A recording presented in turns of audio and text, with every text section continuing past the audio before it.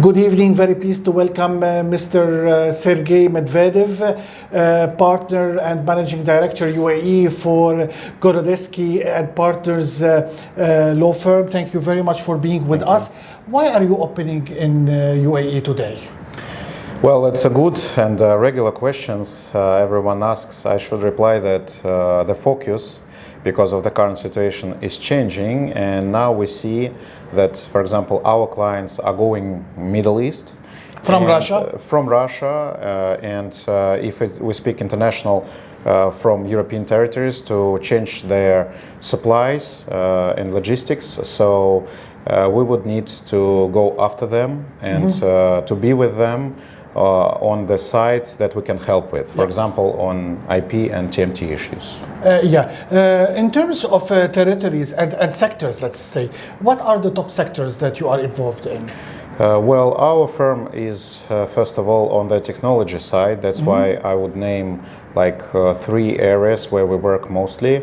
First of all, it's pharmaceuticals, biotechnology, and drugs. Then I would name IT sector, like computers, physics, electronics, stuff like that.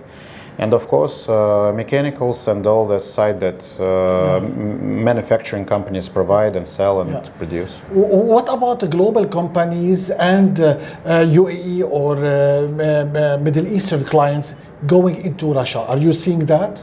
I think we see vice versa. We see that our Russian clients, they do open their offices, their companies, or conclude distribution of franchise agreements for Middle East.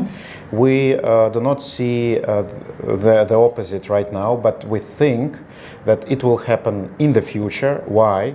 Because European companies as well as some US companies, they are leaving the Russian markets, and so this will be a substitution. When Middle East, like when Middle East companies and Asian companies, by the way, they will step into their shoes and be present on the Russian and even Eurasian markets through them, or they can provide their own brands, their own technologies. Because look at Dubai; it's a lot of technologies, a lot of stuff going on here. So they would sell it in Russia. Why not? What about basically the restrictions now and the global treaties, such as Madrid Treaty? How are they being implemented nowadays, taking into account the current circumstances? Well, first, there is no restrictions between Russia and UAE or Eurasia and UAE. Again, we are a Eurasian hub, and we don't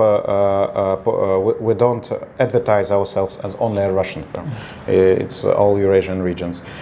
So there is no restrictions or limitations between these two countries. Speaking on international level, US government issued the general license, which is, I think, number 31, and they permitted to protect, renew, maintain, enforce IP rights in Russia, because IP is a key intangible asset for them. So they will never skip it or lose it. And we receive a lot of, we continue receiving a lot of client requests from US.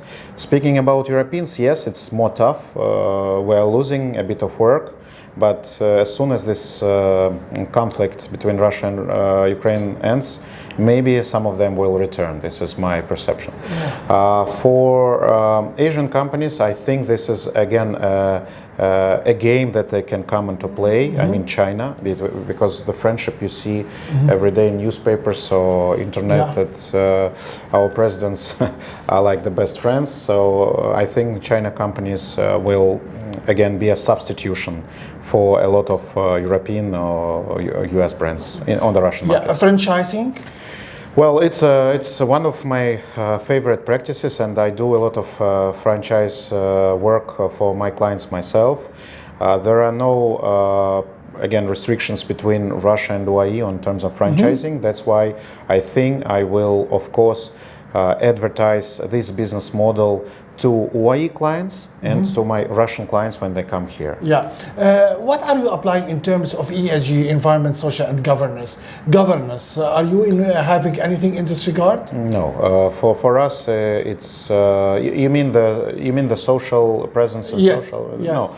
we are not concerned about this. So as long as we do our job properly and we do not violate any laws, again, or sanctions, which we of course will never violate, everything in social media or in terms of social governance will be complied by us.